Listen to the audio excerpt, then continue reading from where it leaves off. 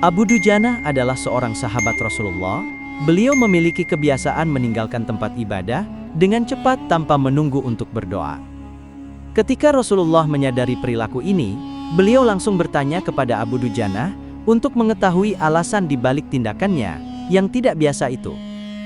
Dalam perbincangan tersebut, Abu Dujana dengan tulus menjelaskan bahwa ia melakukan tindakan itu karena ada pohon kurma di pekarangannya yang bukan miliknya. Ia buru-buru pulang untuk membersihkan kurma yang jatuh agar keluarganya tidak memakannya, meskipun ia tahu bahwa tetangganya yang seorang munafik adalah pemilik pohon tersebut. Mendengar penjelasan Abu Dujana, Rasulullah terharu dan menawarkan untuk membeli pohon kurma tersebut dengan harga 10 kali lipat dari nilai sebenarnya. Namun tetangga Abu Dujana menolak tawaran tersebut dengan keras dan menunjukkan sifat munafiknya. Tetapi kebaikan dan ketulusan hati selalu mendapat balasan yang setimpal. Sayyidina Abu Bakar As-Siddiq dengan sukarela membeli pohon kurma tersebut dengan harga yang jauh lebih tinggi. Hal ini menggambarkan sikap murah hati dan kepedulian Abu Bakar terhadap kebaikan. Tindakan Abu Bakar membuat tetangga Abu Dujana kembali pulang dengan hati gembira, tetapi niat jahatnya terhadap Abu Dujana masih tersembunyi. Namun Allah membalas kebaikan Abu Dujana dengan cara yang tak terduga. Kisah Abu Dujana mengajarkan kita tentang pentingnya kejujuran, ketulusan, dan kebaikan dalam menjalani kehidupan. Meskipun diuji dengan sikap yang tidak adil, Abu Dujana tetap memilih jalan yang benar dan penuh dengan kebaikan.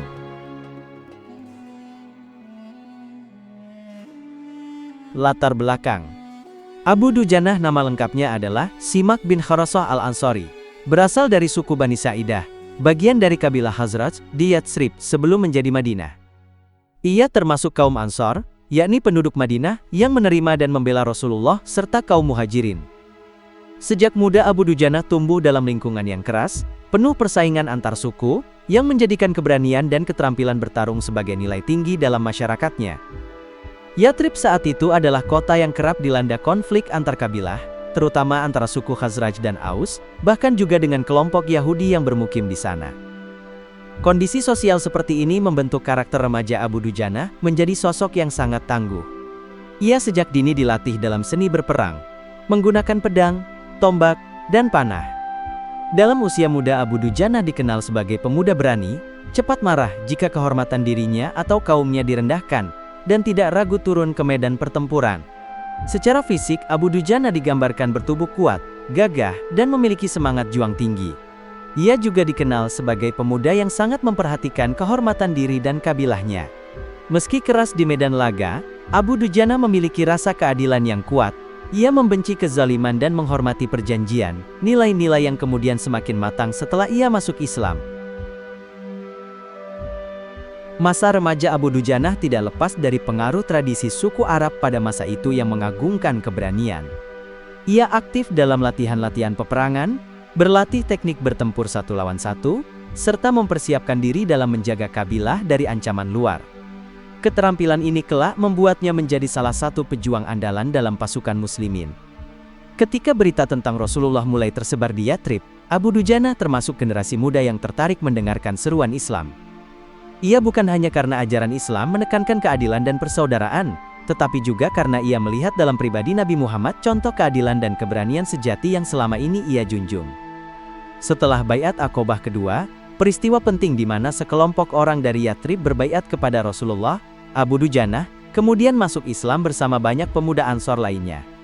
Peralihan ini menjadi titik balik besar dalam kehidupannya. Semangat keberanian yang sebelumnya banyak digunakan untuk membela suku kini diarahkan untuk membela agama Allah. Dalam masa mudanya Abu Dujana menjadi lambang kekuatan dan keteguhan iman. Ia dikenal sebagai sosok yang meskipun sangat berani dan keras terhadap musuh, namun menunjukkan ketaatan penuh kepada Rasulullah dan mengutamakan keberanian yang didasarkan pada prinsip kebenaran, bukan sekadar harga diri suku. Masa remaja Abu Dujana merupakan masa pembentukan karakter seorang pejuang sejati keberanian, keterampilan bertempur, kepekaan terhadap keadilan, serta tekad untuk membela kebenaran. Semua itu kelak menjadikannya salah satu pahlawan besar dalam peristiwa-peristiwa penting seperti Perang Uhud dan perang-perang lainnya di masa Rasulullah. Ikut berperang. Abu Dujana atau nama aslinya Simak bin Kharasah al-Ansari adalah salah satu sahabat Nabi Muhammad yang terkenal karena keberaniannya luar biasa dalam medan perang. Salah satu momen paling heroiknya tercatat saat Perang Uhud, di mana ia menunjukkan kegagahan yang membuatnya dikenang sepanjang sejarah Islam. Dalam perang Uhud saat pasukan Muslim bersiap menghadapi Quraisy, Rasulullah mengangkat sebilah pedang dan berkata, "Siapa yang akan mengambil pedang ini dengan haknya?" Banyak sahabat yang mengulurkan tangan, namun Rasul tidak memberikannya begitu saja. Hingga akhirnya Abu Dujanah maju dan bertanya, "Apa haknya wahai Rasulullah?" Nabi menjawab, "Kau menggunakannya sampai bengkok, karena membunuh musuh." Dengan penuh keyakinan Abu Dujanah menerimanya, ia mengikatkan sorban merah di kepalanya. Ini adalah tanda bahwa ia siap bertempur sampai mati. Dengan gagah berani ia menerjang pasukan musuh, membuat barisan Quraisy porak-poranda. Tidak ada satupun musuh yang selamat dari ayunan pedangnya. Ia bergerak layaknya singa lapar di tengah-tengah musuh. Keberanian Abu Dujanah mencapai puncaknya saat ia menghadapi tentara elit Quraisy. Ia menyerang siapapun yang menghalanginya. Namun di tengah panasnya pertempuran ia melihat seorang wanita Quraisy yang diyakini adalah Hindun binti Utbah. Beliau berteriak-teriak, memompa semangat pasukan kafir. Abu Dujanah hampir saja mengangkat pedangnya untuk membunuhnya, tetapi ia menahan diri. Ia sadar bahwa pedang yang diberikan Rasulullah harus digunakan untuk tujuan mulia, dan ia enggan menggunakannya untuk membunuh seorang wanita.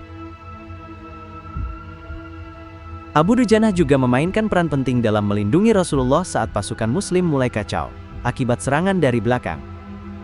Ketika banyak sahabat terpukul mundur, Abu Dujanah berdiri sebagai tameng hidup, membentangkan tubuhnya untuk melindungi Nabi Muhammad dari serangan panah dan tombak, dan tubuhnya dipenuhi luka-luka, namun ia tidak mundur sejengkal pun. Dalam perang-perang lain seperti Perang Hunain dan Perang Yamamah, Abu Dujanah kembali menunjukkan keperkasaannya. Dalam Perang Yamamah, melawan Nabi palsu Musailamah Al-Kadzab, ia berperang dengan semangat tinggi. Meskipun terluka parah, namun ia tetap berusaha menyerang benteng musuh, hingga berhasil menembus pertahanan lawan. Kisah keberaniannya menjadi inspirasi bagi pasukan Muslim untuk tidak menyerah, meski dalam kondisi paling berat sekalipun.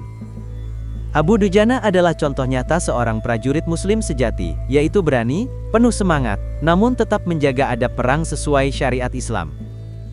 Ia memahami bahwa keberanian bukan hanya tentang membunuh sebanyak mungkin, melainkan juga tentang menjaga kehormatan, prinsip dan tujuan suci jihad di jalan Allah. Dalam banyak catatan sejarah dikisahkan bahwa setelah perang, tubuh Abu Dujanah penuh luka parah, namun wajahnya tetap berseri-seri. Ketika ditanya ia menjawab, "Aku berharap luka-luka ini menjadi saksi di hadapan Allah bahwa aku telah menunaikan haknya di medan perang."